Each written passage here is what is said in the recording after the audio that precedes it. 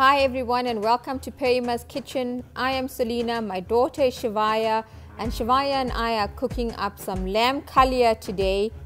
And for me, essentially a lamb kaliya is combining my methods of a mutton curry and a mutton biryani, and the outcome is a delectable dish. It's so delicious, it's so addictive. They've already asked me to make it next week, so I'm so happy today that I get to share this recipe with you. Let's get to it. For my lamb kaliya, I am using 1 kg of lamb curry pieces. You can use mutton and then cook it for a bit longer. This is A-grade lamb, leg and shoulder pieces. You can also use boneless lamb or mutton pieces as well. First, I'm adding 2 heaped teaspoons of crushed ginger and garlic, followed by a heaped teaspoon of turmeric, a teaspoon of roasted dhania powder, coriander powder. Next, a teaspoon of jeera powder, our cumin, half a teaspoon of somph, which is our fennel, and a 1/4 teaspoon of elachi powder, also known as cardamon powder. Next, I'm adding my masala, 3 tablespoons of Nagiahs everyday masala. What I love about the masala is the curry leaves inside. It just adds to the flavor. That's my 3rd tablespoon, followed by chili powder. You can go with medium or hot. I'm using 2 tablespoons of Kashmiri chili powder. And before you get your hands into the marinade, make sure to have half a cup of yogurt set aside. So when you are ready, you can add it to your ground spices. The dry rub is important, so make sure it's coated evenly throughout. I'm now ready to add my yogurt. Note it's yogurt and not mass or sour milk. And this is approximately half a cup of yogurt. This is the most time-consuming part, but it is the most important part for a flavorful dish.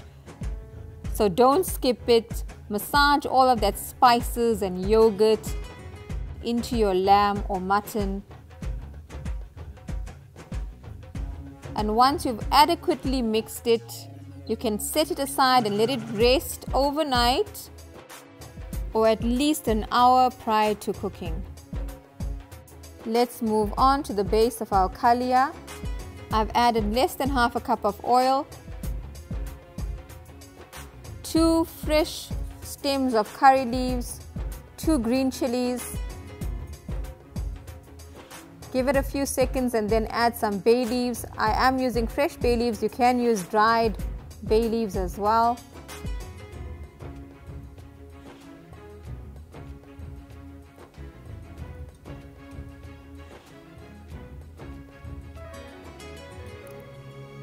I'm adding 2 onions, sliced onions.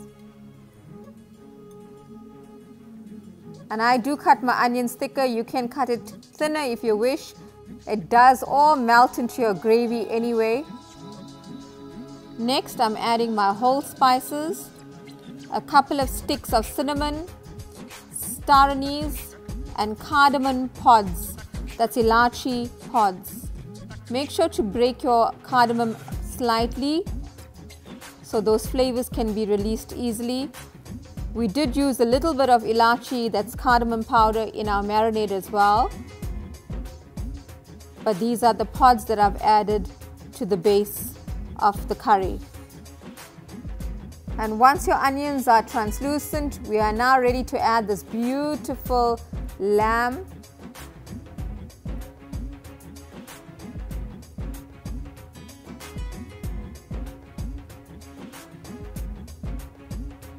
Make sure to spoon out all of that lovely marinade that's in your bowl. Don't leave any behind. We now want to sear our meat slightly in the onion and the ground spices. So take a few minutes to mix it properly.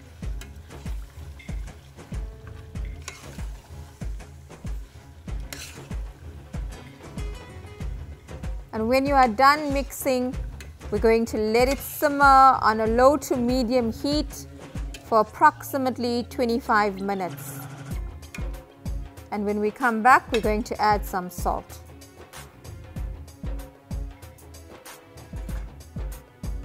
After approximately 25 minutes, the water from your lamb will start to be released. Your yogurt will add to that thick gravy. Mix your curry pieces and then add some salt to taste. And we're going to let it cook for a further 15 to 20 minutes on a low heat. I'm serving my lamb kaliya with some buttery saffron rice and crispy potatoes. Today I'm going to show you how I make that as well. You need to get a good saffron. You need a pinch of saffron. You can grind a bit of it.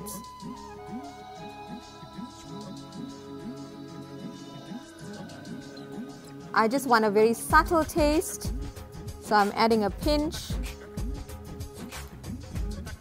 And to your saffron threads, you can add a 1/4 cup of boiling water.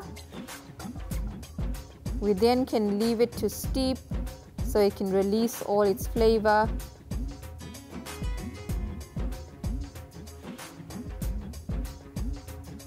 And while your saffron threads are steeping, I'm going to move on to the rest of the ingredients.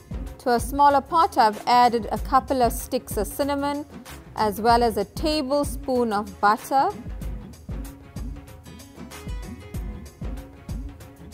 Once your butter has melted completely, we're going to turn off our heat and then add our saffron infused water.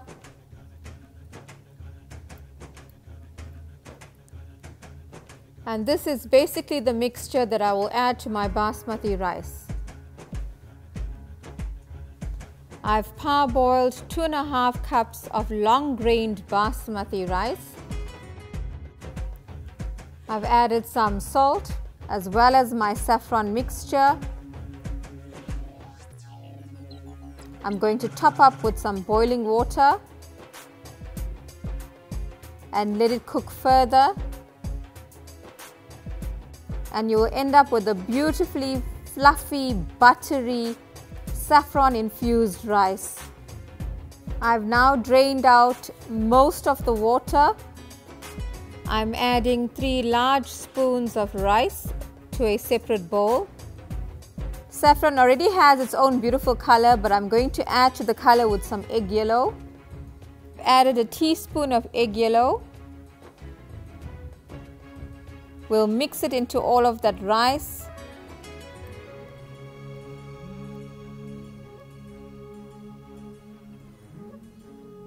And once we've done, we're just going to drop it into the rest of our basmati rice and let it finish steaming. I then like to turn off my heat, gently mix my rice and let that excess water evaporate. And there you have it, a simple buttery saffron rice. Crispy potatoes are the best accompaniment and they go exceptionally well with kaliya. You can fry it, but I prefer to steam it first and then grill it in the oven.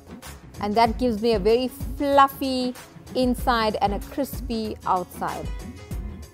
I have about 5 potatoes that I've cut in quarters. I've added boiling water. I'm now adding 1/2 teaspoon of turmeric,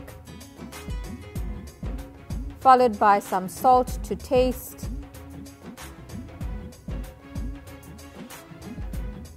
And to impart more flavor into my potatoes, before I grill it, I'm adding some thyme. We can then let our potatoes steam for about 15 to 20 minutes. And when it's almost ready, you can check with a knife.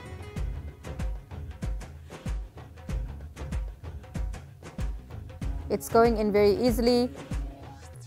I will now drain the potatoes, preheat my oven to 180 degrees and take out my oven tray now. I'm adding a drizzle of oil to my tray, followed by my potatoes, my lovely steamed potatoes infused with thyme, and then pop it into your oven for about 15 minutes at 180 degrees. And you can just grill it to give you that crispy outside. My kaliya has been cooking on a low heat for approximately 40 minutes in total. There's a lot of gravy and your kaliya is basically ready, but the finishing touch is adding some fresh mint. Just a handful of mint. We are not going to use it as a garnish. We want to mix it into all of that curry and gravy and let it simmer for a final 5 minutes. The kaliya is already rich for our taste, but if you want that extra decadence, you can add a drizzle of fresh cream and let it simmer together with your mint. And there you go, a flavorful pot of lamb kaliya. The lamb is succulent and tender. There's gravy for days. It goes so well with crispy hot potatoes, as well as that buttery saffron infused rice and a fresh garden salad. This meal is indeed a treat for your senses. I really hope you try it. As usual, all the ingredients used in the recipe will be found in the drop-down description below. Kindly subscribe. Please hit the notification bell so you are notified when a new video is uploaded. Please like and share, and your comments are always very welcome. See you again soon in Payma's Kitchen. I am Selena.